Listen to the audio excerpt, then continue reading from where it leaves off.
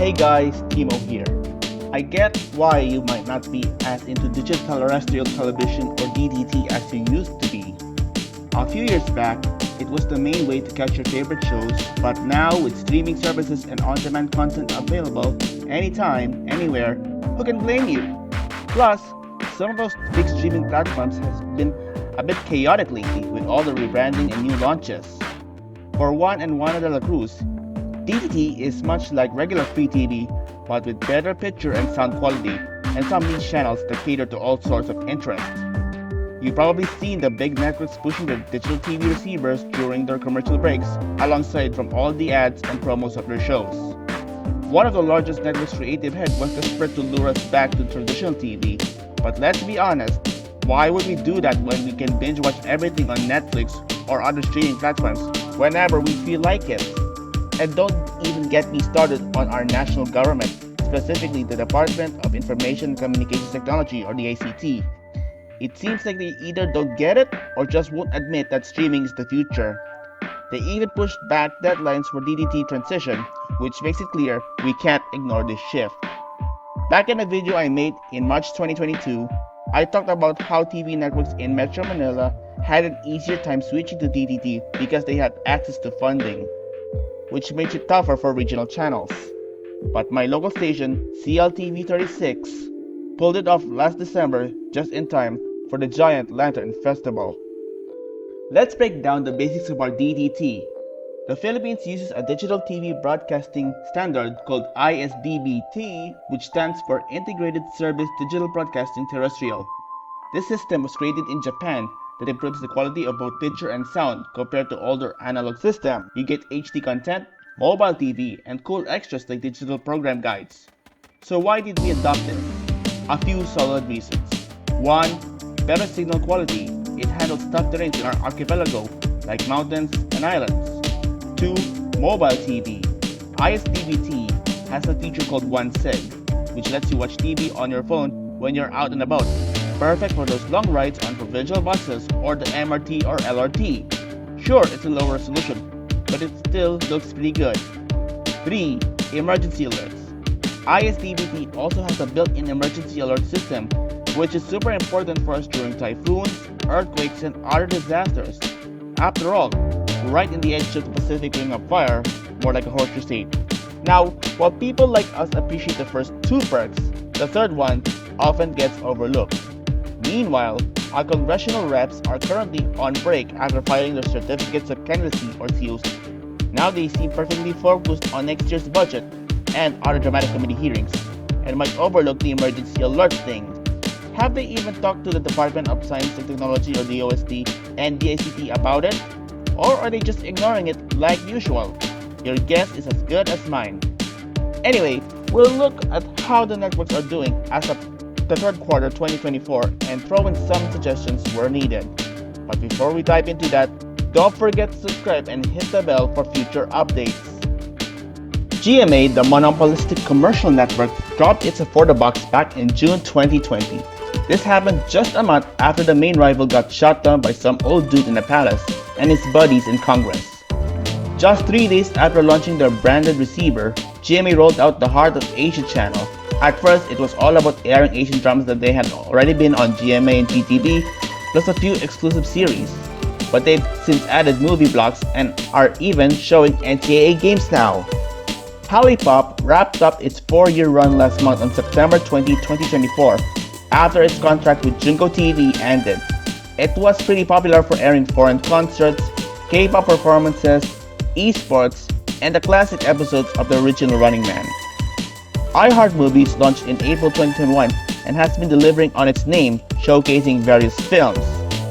Pinoy Hit started in January 2023 and is like GMA's main channel, but focuses on classic GMA shows instead of movies and foreign content like on the flagship channel. Just like Halipop, Pinoy Hits also ended on September the 20th. Over at TV5, they have the receiver called Sulit TV, but are also rocking several digital channels along with their 1SIG channel. These include One Sports and RPTV. One Sports is super popular for airing events like UAP and PBL and is part of the Signal TV network. On the flip side, RPTV DTP launched in February this year and is now the go-to spot for PBA games. The original DTT occupant, 1PH, basically the Tagalog version of One News, is now only available on Signal. Even though they're supposed to be post for kids for DTT transition, neither of the main channels from our state-run networks has a one-seg version. Go figure! For half a century, PTV has been the go-to voice for Malacanang, always backing up whatever the sitting president is up to. But this year, Congress TV is doing great as a subchannel of CDB. You can even catch it live and free on YouTube. I've shared some thoughts on their content and tossed around ideas for the weekend shows during Congress breaks like right now. If you're curious, check out my video on that. Oh, and they've also got a teleradio for RP1 on DCRB 738, which is a cool bonus. IBC, the lesser-known channel, made a decent move this year by launching an HD teleradio for D1 1206 and Congress TV. Their flagship channel is sandwiched between the two specialty channels. And we'll talk, bato-bato sa langit, their content is boring and still in standard def. Someone even made a meme about it on Reddit, Virgin vs. Chat style. Next year is going to be quite a roller coaster for Virtual Channel 13 with all the challenges coming its way. All the minor channels have a mix of digital offerings. They usually don't have a general channel and none of them have one-seg channels. Beam Channel 31 is a pretty unique one because it has a variety of sub-channels including the new Billionaire News channel, BNC. Honestly, I'm not sure what's going to happen with Pilipinas HD after its founder, veteran sportscaster Chino Trida, passed away unexpectedly last July. Over on Ariel Channel 23, they got DWIZ News TV as a sub-channel, but like Beam, they're also missing a one-seg channel. Raja Broadcasting Network has a few channels on DTT. Their main one is RJ DGTV, plus they got Timeless TV, Radyo Bandido DB, which is their A de la Radio, and Rock of Manila. They also air TV Maria, a Catholic channel that started as a pay TV in 2007 and still is, but became free to air just before the COVID lockdowns in March 2020. And yep, there's still no one-seg channel here either. Finally, Solar Entertainment's channel on SPN21 is similar to Beam, in that it doesn't stick to just one type of content. They've got a bunch of specialized sub-channels under their sleeves, like Solar Flix for movies, Shop TV for home shopping, and Depet ALS for alternative distance learning education. Just last week, Solar Sports made a comeback to the DDT lineup after being up for 2 years. They definitely learned some tough lessons along the way, which is no more encrypted channels. The religious-backed media entities have their hierarchy and respected work ethic going on. When Nat25 jumped into DDT, they brought in INC TV, which started as a separate UHF channel with its franchise. Both Net25 and INC TV have HD and SD channels, but there's no one-seg channel. Honestly, IMO, the commercial channel, needs to snag that. Light TV was the first to fully switch to DTT back in 2017, and they do have a one-seg channel, so no issues there. UNTV has also set up a one-seg channel. I think we can just drop STV from that list. Now for the hard part. Some channels have nailed the DTT transition without major issues, but there's one network that needs some explaining, and it makes you think, what's up with GMA not restructuring its DTT subchannels despite all the red flags? They're doing well right now, and they'll probably keep it up. They have the cash flow and are making money, just like their biggest fans love to brag out on social media. But with Halipop and Pinoy Hits gone, and HOA losing its initial meaning, this could be their chance to shake things up. In today's TV landscape, having a dedicated kids channel like Yay just doesn't cut it anymore, especially with all the streaming options out there. So let's forget that idea. Instead, how about merging HOA and iHeartM into one channel? You could show ancient dramas during the week and movies on weekends. They just need to come up with a catchy new name. Another idea could be launching a sports channel, similar to what One Sports is doing or what SNA did until 2020. But that could get tricky.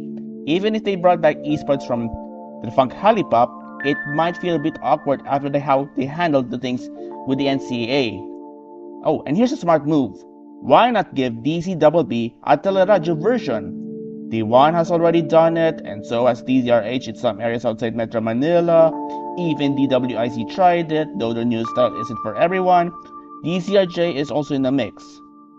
The suits at Kamuning don't seem to get how important it is to specialize, like their once strong rival did. Instead, they're just focused on simulcasting shows to boost views and ad revenue. Some critics even said at the start of this decade that they care more about profits than serving the public. It should be both, right? Other players in the industry see that potential, and they did. They know what to do, even if this tech feels obsolete in your eyes, dear forward-thinking consumer. Digital terrestrial television (DTT) is at the crossroads. Despite the basic benefits of improved signal quality, mobile TV, and emergency alerts, it struggles against the convenience of streaming services. Networks are investing in DTT and introducing new features, but its long-term viability remains uncertain in a streaming-centric future. The key issue here is if DTT can survive, but if it should, are we holding onto a dated format, or is there still potential for its relevance? A hybrid approach might revitalize DTT, but until networks and the government acknowledge the shift, this technology risks fading away in a rapidly evolving digital world. So what do you think? Is DTT still worth investing in? Or is it time to go all in on streaming? Let us know your thoughts in the comments and don't forget to subscribe. Until then, see you next time.